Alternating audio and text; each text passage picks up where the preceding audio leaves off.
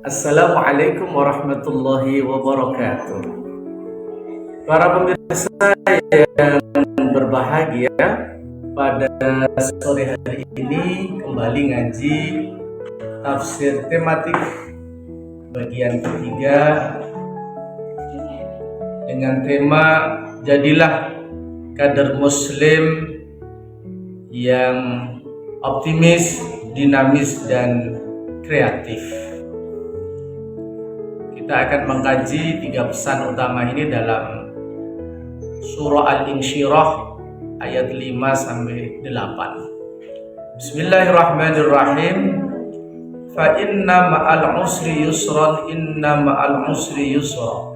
Fa idza faraghta fansab wa ila rabbika farghab. Pada kesempatan sore hari ini kita belajar kepada seorang mufassir, dua mufassir Indonesia. Yang pertama adalah Profesor Dr. Hamka dalam tafsir Al-Azhar. Yang kedua Profesor Dr. Muhammad Yunan Yusuf dalam tafsirnya As-Sirajul Wahhad. Dari kedua tafsir ini ada 3 hal yang kita simpulkan. Yang pertama, seorang muslim ketika menghadapi masalah apapun tidak boleh putus asa.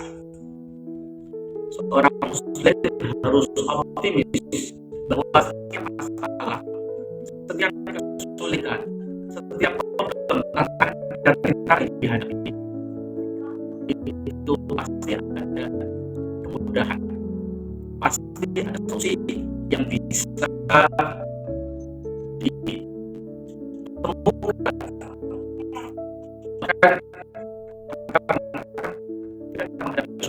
justru bersyukur pada Allah dengan kesulitan yang dihadapi manusia.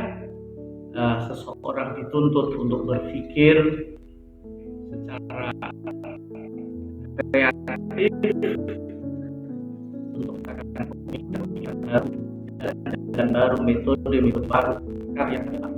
Jadi masalah yang datang itu justru akan semakin mencerdaskan manusia. Sesuai dengan firman Allah, idza ahabballahu 'abdan ibtalah.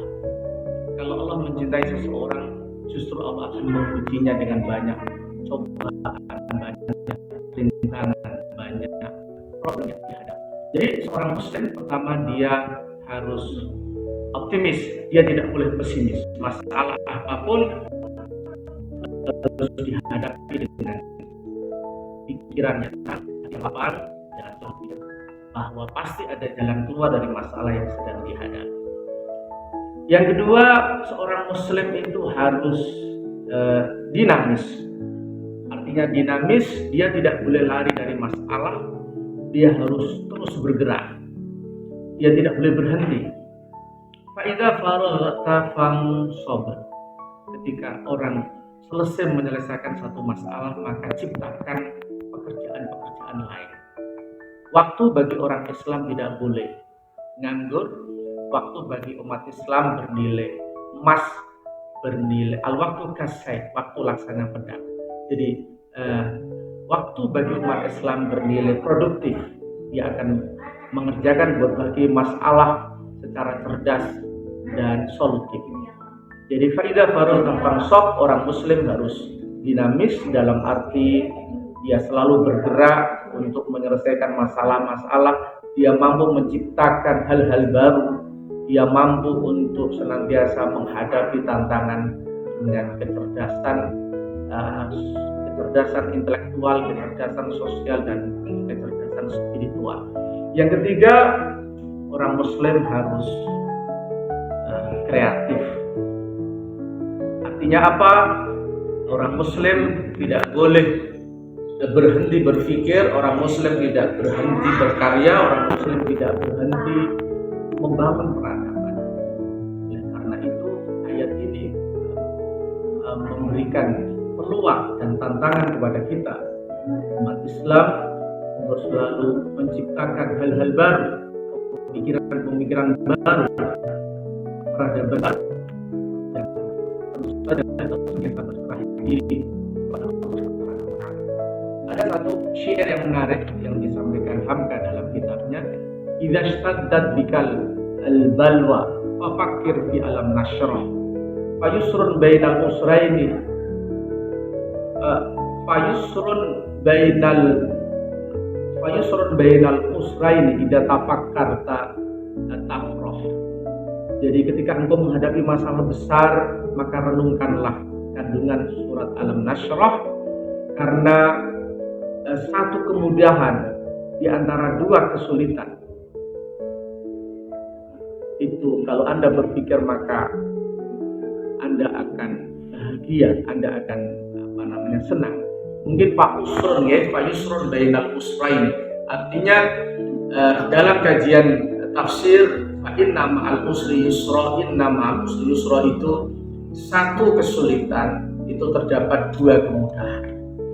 Jadi fayusrun bainal usrain, jadi walaupun kemudahan satu tapi diulang jadi dua karena ini isim nakirah beda, tapi karena usrun yang pertama dan kedua itu sama-sama isim ma'rifah sehingga sama. Sehingga para kader-kader muslim yang budiman, mari kita senantiasa optimis, dinamis, dan kreatif, dan serahkanlah hasilnya kepada Allah. Wa ila rabbika farghab, berharaplah hanya kepada Allah, sehingga kita punya kecerdasan spiritual, punya kecerdasan intelektual, dan punya kecerdasan sosial. Dan yang terakhir ada satu kalam hikmah dari Ibnu Athaillah As-Sakandari, al-man'u ainul ato. Jika kita diuji Allah, terhalangi mendapatkan sesuatu, justru itu adalah pemberian yang sesungguhnya dari Allah. Dengan kata lain, problem-problem, musibah, dan tantangan apapun justru menjadi pintu kesuksesan yang besar di masa yang akan datang, dengan meningkatkan kecerdasan intelektual, kecerdasan spiritual, dan kecerdasan sosial. Demikian, terima kasih. Wassalamualaikum.